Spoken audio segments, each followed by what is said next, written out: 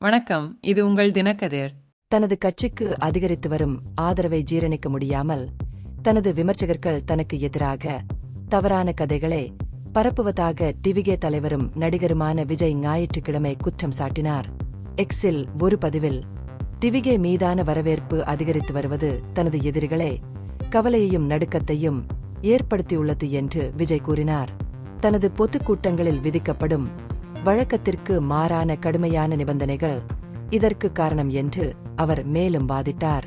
TVK தனது சித்தாந்த தலைவர்களிடமிருந்து உத்வேகம் பெற்று தமிழ்நாட்டில் உண்மையான ஜனநாயகம் என்று அவர் அழைத்ததை கொண்டு வருவதற்கான முயற்சிகளை வலுப்படுத்தும் என்றும் விஜய் மீண்டும் வலியுறுத்தினார்.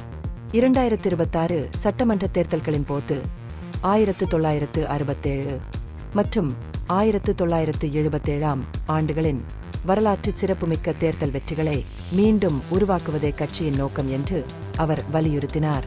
இதற்கிடையில் ஞாயிற்றுக்கிழமை நகரில் செய்தியாளர்களிடம் பேசிய விசிக எம்எல்ஏ ஜே முகமது ஷானவாஸ் விஜயின் குற்றச்சாட்டுகளை முற்றிலும் பொய்யானது மற்றும் ஆதாரமற்றது என்று நிராகரித்தார்.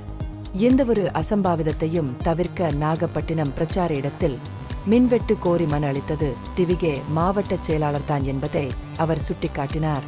அரசாங்கத்தின் தலையீட்டை பரிந்துரைத்து மக்களை தவறாக வழிநடத்த விஜய் முயற்சிப்பதாக ஷானவாஸ் குற்றம் சாட்டினார். மாவட்டத்தில் செயல்படுத்தப்படும் வளர்ச்சித் திட்டங்களை புரிந்து கொள்ளாமல் விஜய் அறிக்கைகளை வெளியிடுவதாக ஷானவாஸ் மேலும் விமர்சித்தார்.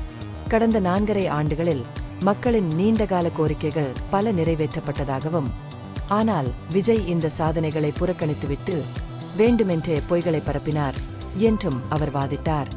இந்த பகுப்பாய்வு நுண்ணறிவுள்ளதாக கண்டால் முக்கியமான அரசியல் முன்னேற்றங்கள் குறித்த கூடுதல் புதுப்பிப்புகளுக்கு லைக் செய்யவும், ஷேர் செய்யவும், சப்ஸ்கிரைப் செய்யவும். இது உங்கள் தினக்கதிர். நன்றி.